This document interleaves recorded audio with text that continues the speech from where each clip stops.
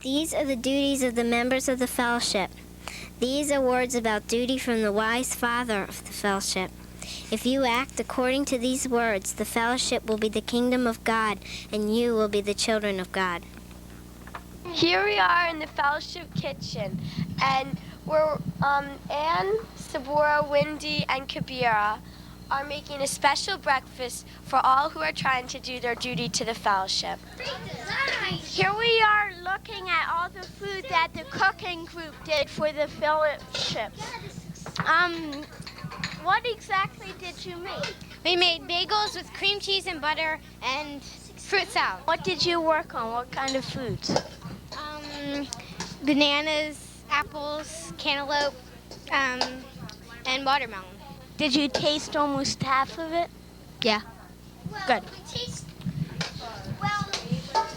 Boy, this really looks delicious. You guys really did a great job. How does it feel to be? How does it feel that you know you're feeding everyone in the fellowship?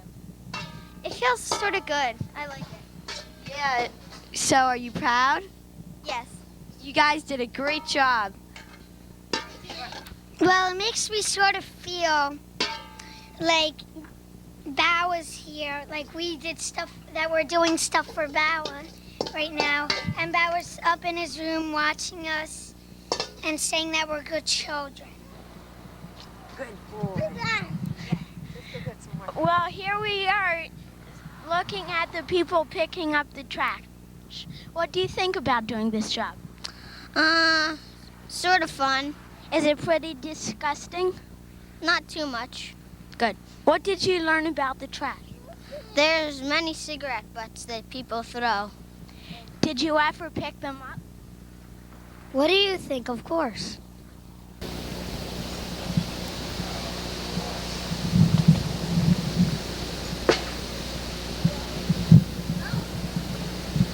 We are in the fellowship garden. Do you like doing this work? Yeah. Do you think that you're helping a lot? Yeah.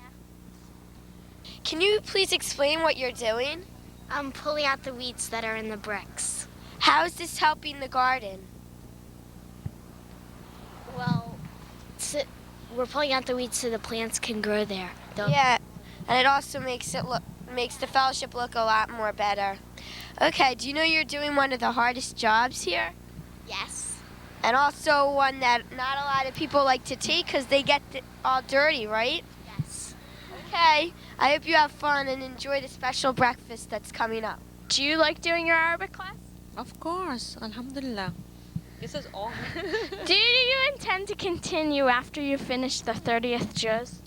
Yes, I do. It's for people who want to continue and read the whole Quran and finish with me. I'm there to help them. And whoever wants to stop in the 30th juz, at the 30th juz, they're welcome to do that too. How long do you think it will take you to finish the rest of the juz?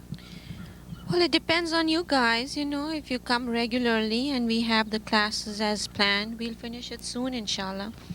Is it tough for you? No. Are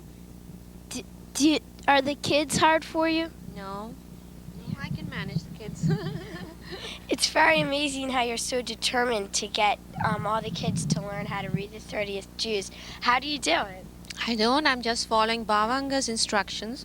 He called me to his, when we were in the room one day, and he called me up to his bed and he said that this is your duty. You have to see to it that all the children in the fellowship get to read the Quran and also something about the hadith. They should know about the hadith too. So I'm just following his instructions. That's all. Yeah, that shows that you're a very good disciple of Amar Bawa Muhaiyaddeen. Alhamdulillah.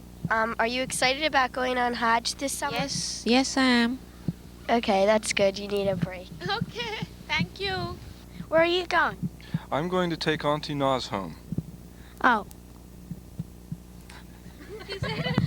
That's very good. You're very compassionate that you took a teacher who's doing her duty home. You're doing a very good duty also, but you might not know it. Really? Oh, well, God is great. Alhamdulillah. And since you're contributing to you're helping her get home, you can join our special breakfast when you come home. Well, thank you very much, but I've already partaken of that. Oh, okay. Zoom in. Matter of fact, Is this something that you're doing is going out of your way? Actually, yes. Actually, almost everything I do is out of my way. Oh, I see. But it's usually within God's way. Oh, so you go to Zikr? Well, I do try. I do have a little trouble waking up occasionally, but I have to report on the average through the years, I've averaged about 3.5 days a week. Oh, that's very good. You're following what Bawa said, because he said that it's very good to wake up in the morning to go to Zikr. It is very good. It's very good for our lives. Bawa said that that is the path through the jungle of our life if we wake up, and if we don't, we're in the middle of the jungle with no path at all. Yeah, and it's also the most important prayer of the day. That's true. Thank you. Oh, thank you very much. Here we are at the Fellowship Mosque with the video crew. How do you like to interview people? It's awesome. How about you? How about you? Oh, it's very fun. I think that if we keep doing this, a lot of taping is going to get done. Is it hard work for you? No, not really. I do think that it's hard. Well, once you get the hang of it, it's not hard at all, and it's also, you get a feeling of satisfaction that now you're helping the fellowship. Well, sometimes if you're thought of a question and then you can't think of another, it gets a little confusing. How do you like taping people? Well, it's very fun, and you also learn how to zoom in and zoom out. And if we practice it a little more, then we'll be helping Auntie Aisha videotape the meetings soon. Kabira, how do you feel about helping with the dishwasher? It's nice seeing the clean dishes. Do you think you're going to be doing this job more often? I don't know. Do you help with washing dishes at home? Yeah. Do you help with washing dishes at home? Yes, that's my chore. I empty the dishwasher and I put the dishes in. Do you get a feeling of satisfaction when you wash the dishes? Yeah. You put the dishes in here and then you have to move it into the machine. But the dishes are heavy, so you have to have a grown-up to help you. How does the machine work? Well, when you put them in, you have to take this and put it down, and then the dishes are clean. So, how are you enjoying this breakfast? I think it's great. I think, the bagels are great and everything, but I think the best part is that it has lots of anbu and lots of unity in it. That's the sweetest part of it. Yeah, because everyone made the people that made them, they put in also their good qualities and the fruit. It's great. Yeah. Okay, I hope you enjoy it. Here we are in the print shop, and Sally here is selling books together. This machine sews through the back of the book.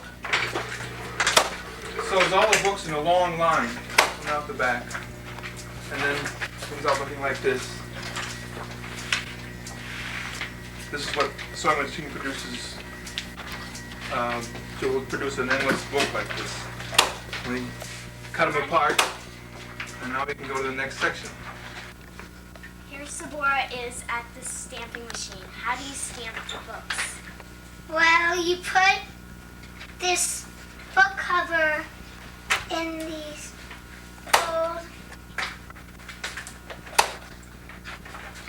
gold holders and push it in, and it comes out like this, and it says, "Come to the secret garden." This is the cover. Wait, come on. He's not ready yet. He's got to eat. What are you doing? This is the cover. Cardboard. Cardboard cover on it. I guess that's it. Kabir gives these to me, and I bend these things in. from during the order of the shoe. You go like this, push it in.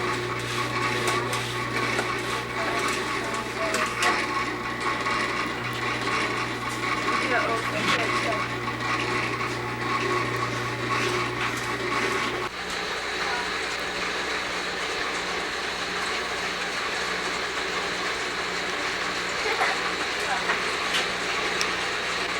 This is a finished product of the Come to the Secret Garden book. Here's where you put the books together. How do you do that? Okay, remember the sewing machine? This came out of the sewing machine. Then we cut them, and then we round them, and then we put them in the cases, and then we glue this picture on the front. And then the whole thing ends up looking like this. Bag of onions. Everything goes inside. Yes. Bring the strawberries in. Here, pass me. Put them in the shoulder.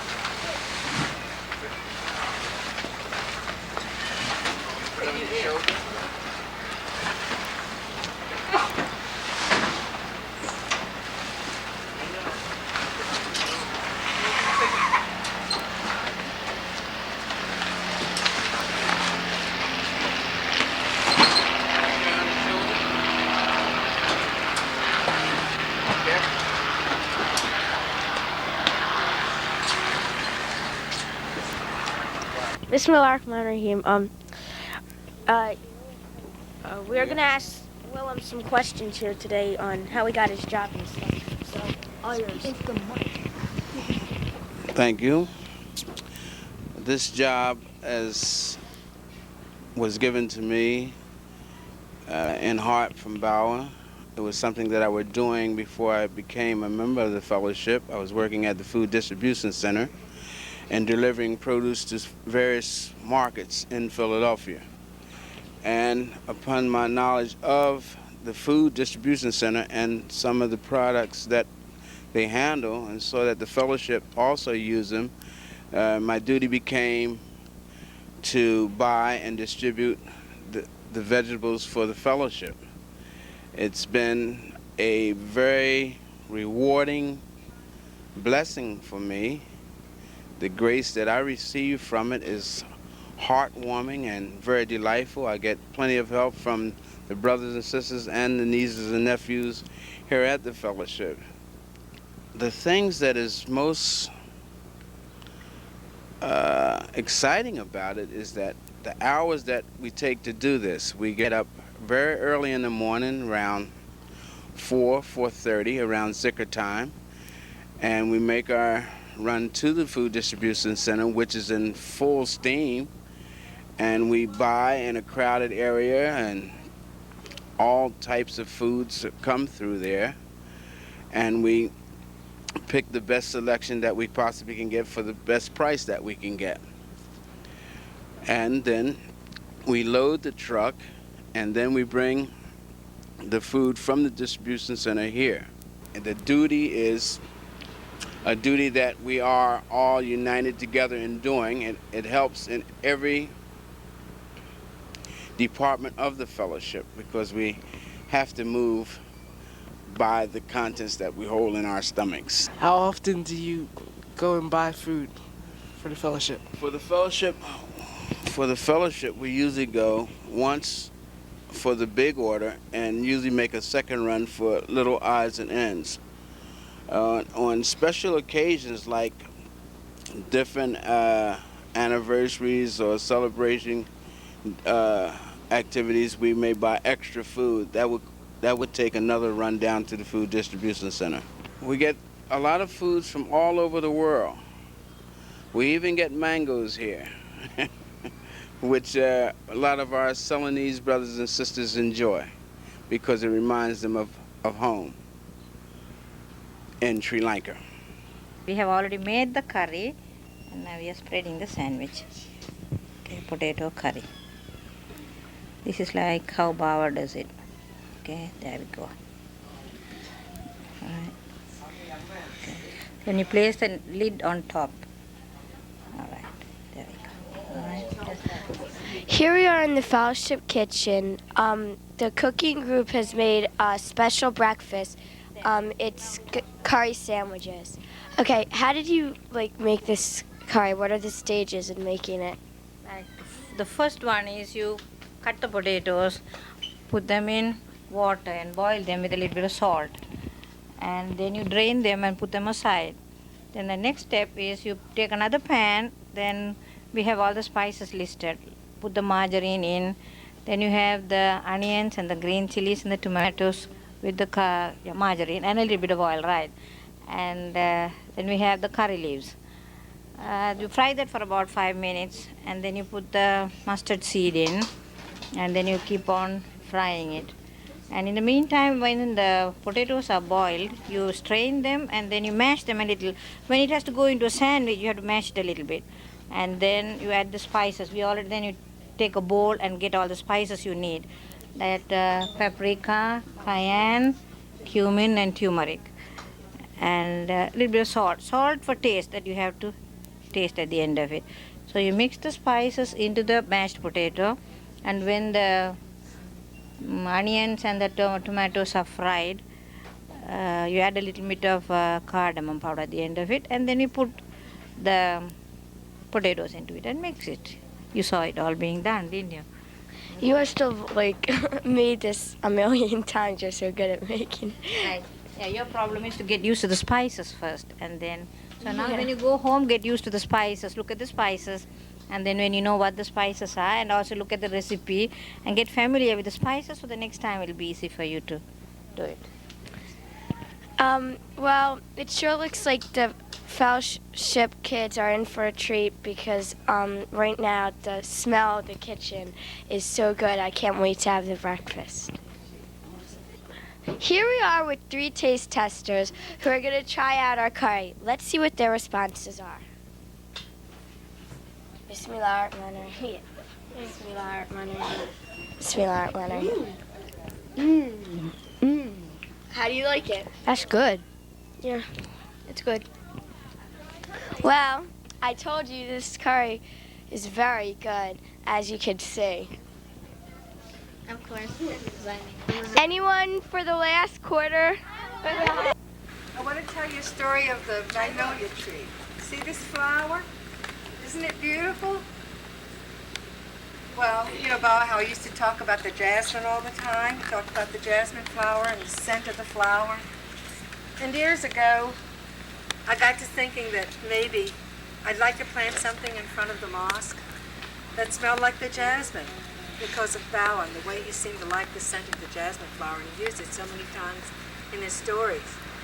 But I couldn't think of anything. And then finally one day I thought, when I was a little girl, there was a tree in the backyard, and I used to play under it. It had these great big flowers, and the scent was almost like the jasmine. And I thought, that tree would be beautiful in front of the mosque. So I started looking for that tree. And then I spoke to some people about it, and they said to me, oh, that tree will not grow in the north. It won't grow in this part of the country at all. And I felt really bad, and I thought, well, I'll have to look for something else. But then one day I was out in Marion, and I was riding around, and I almost wrecked my car. I stopped it. There was this 30-foot tall tree growing there. It was exactly the same tree. It was the magnolia. And I thought, well, if it grows in Marion, it's good enough for our backyard. So I started raising money and got the money together, and I went and bought this magnolia tree, and I put it in the yard. And one day Bawa was in the room. I wasn't there. The girls came later and told me about that. They said, you know, Bawa was in the room one day, and he said, what we ought to have in front of the mosque is one of those big trees with big white flowers and big shiny leaves. And they were trying to name the tree. They named all these different flowering trees. He said, no, no, no. He said, the trees are enormous. He said, and the scent is like the jasmine. And the leaves are shiny and slick like glass. And somebody in the back of the room raised her and she said, oh, you mean the Magnolia grandiflora? He said, oh, that's the tree. But the nice thing about this story is that the tree was planted the day before. So who planted the magnolia tree? I was so surprised when I heard that story. But it just touched my heart because I realized that no matter where you are, He's there. He understands what you're doing, and he sees that it comes from a good place in your heart, and he tries to make those good things possible so that you will see the glory of God. What do you do in here? Well, what I've been working on lately is that back in the 70s, Bawa gave a lot of discourses, and we put them on these old tapes that are black and white. They've been sitting in the archive room for a long time, but they don't hold up that long. So what we have to do is I play them back on the old machine that they recorded them on in the beginning, and make new copies on brand new tape. All right. In order to do that, a long time ago the equipment wasn't as good, so we have to put it through different kind of signal enhancers to give it a good strong signal. So when we transfer it onto the new tapes, the signal holds up better and it doesn't wobble around, and the blacks are black and the whites are white, because these are all black and white videos. I'd like to ask Monica how she keeps track of all the tapes. Maybe you can tell us. Okay, check it. Well, when I'm done with the tapes, we label them, and that's the most important thing. Even more important than putting them in order is probably labeling them. So we put the date of the tape, and like this is like September 16th, 1978, and then we put Saturday at 8:25 p.m. So this was a Saturday night meeting that they had, and then we put the title and how long it was and the translator. And when we put these back in the archive room, because right around the corner here there's a big closet full of shelves, full of videotapes, we put that in order. We find where the 78 tapes are, and then we find where the September tapes are. We put that right where it belongs. Don't go away, because we have another interesting interview. We're going to interview Noral Karima, and she will tell us about the transcribing machine. What is your job? Well, what we do is, whenever Bawa talks, it was recorded on a tape. So the idea he had is that everything he said should be typed. Because if you keep things on the paper, it lasts for the longest time, longer than the tapes or the videotapes. You know, it's the best way to keep his work. Where do you keep all the papers? In these file cabinets here, and then we have more in the basement too. Oh, and did he assign you this job, or did you just start doing it? I sort of naturally just started. I didn't even know how to type good, and I just liked it. So over the years, it just came natural. And then you got better and better. Yeah. Yeah, so, is it easy for you to do this? Yeah, really easy. And do you enjoy doing it? Oh, yeah. How does a discourse go from Bawa's tapes to, That's a good question. To a book, right? Yeah. Okay, so I have to ask Aisha and Hussein Bibi to give me the tape of Bawa's talk, right? So then we put it here for transcribing. And over there are all the typewriters and the transcribers. And anyone can come in here and take one off the shelf. Like I teach them how to do it. And then they type every word that the translator says. Now, because there could be a little mistake because they have to go so fast, because Bawa talks so fast, it has to be checked after. It's called Tamil checked. And that means it goes to a translator. And they listen again and make sure that all the words were right. So therefore, that way you make sure it was just what Bawa said. Oh. Yeah, and then after that, it gets English edited, to make the grammar right. Yeah. And so all this has to be typed. And people are up here typing. And after that, it goes to the computer. Oh. And then it goes to typesetting. And then do you take all the discourses and give it to the print shop? It goes all the way down the line. It's a big cycle. There's a lot of people involved. Yeah. He's listening to the tape and simultaneously typing everything that's said. Oh. How do you store the transcripts that are? See, in these file cabinets, they go by date. Okay. All the way back to 1971. Do you have to use anything special to preserve the papers? Yeah, actually that's a very good question. We have special paper that it's acid free, so it doesn't rot. About how many discourses do you think? Oh, there's thousands and thousands, and there's thousands and thousands to type, more to go. So by the time you can type, there's going to be plenty to do. And we always need people to help. So I think you today, you should like try and think about learning how to type and helping out. Because you're gonna have office. to take over. With the some of the people who helped get together these group of kids and do their duties toward the fellowship. This is Aisha, who worked on the video crew. Was it hard teaching your the kids you had about the video cameraing? Because we really love you guys, and you really wanted to learn, so it made it real easy. Oh, so did you enjoy the group you had? Yeah, I enjoy any group. So you're looking forward to the next group you have? And I'm looking forward to seeing what you guys do in the next group. Oh, that's good. And I bet the whole video camera, I was part of it. I know I enjoyed you teaching. Thank you. Alhamdulillah. So, and you were working all sorts of places. We saw you in the kitchen and the trash area. So, how did you enjoy doing this? I enjoyed it a lot because I think what Sabora said is what warmed my heart the most. I kind of felt as the different groups were working in the garden and on the trash and in the kitchen, that Bawa would just have been so happy, just like sitting on his porch, and been so happy to see his grandchildren working all around the fellowship just in the way that he would have wanted us to. And the way everybody did it with such good spirit, you know, even if somebody didn't get their first choice, like Kudus didn't really want to do the trash, but he really, really helped. And each one, no matter what their choice was, they worked on whatever job they got very, very well. That was really nice. Yeah, and I know that Bao really would have approved of this, that if he saw everyone working with so much love, and because he wouldn't want us to be working around the fellowship with or moping around the fellowship, not doing any work, or even working with bad, not wanting to. And he must have been really happy that we could have gotten such a nice group of kids and done such a great job of work. One of the things that we talked about at the beginning, before we even started, was that duty was greater than God. And, you know, one of the aunties, in fact, your mom, was saying that Bawa used to say that a lot, and why didn't we talk about that with the kids? So just at the beginning of the group, we did talk about that, and we talked about how, like, God's doing his duties for us all the time, and that sometimes we just want to play and have fun and do the fun things, but that if we can do our duties, that's such a great thing.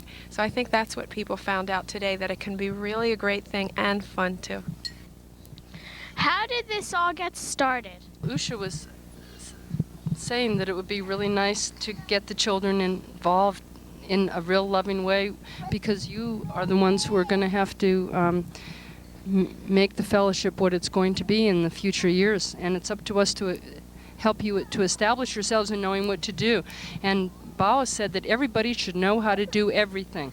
So that's why we changed positions. You know how to cook, you know how to do the dishwasher, you know how to clean up, you know how to collect the trash, you know how to do the video and the audio and listen to Bawa's discourses, and then you'll know everything, and it will be just, and everybody can do everything. You know, Aisha had talked with Usha, and then the two of us were sitting around waiting for our children in an Arabic class, and we said, well, what if we just started this Monday, and what if we told everybody to bring some fruit for a fruit salad, and what if we just asked different moms to come in and volunteer? And within about 3 days, we had all these kids. There must have been a dozen kids planned for, and then when everybody came, everybody just fitted in really well. So I would encourage any other groups of parents and children whose kids didn't come to this group today, that there are lots of other times that might be good to come around to the fellowship, and just come with all of your friends and figure that you'll do some work for about an hour or so, and you really can make such a difference, because so many hands working together makes a big difference around here.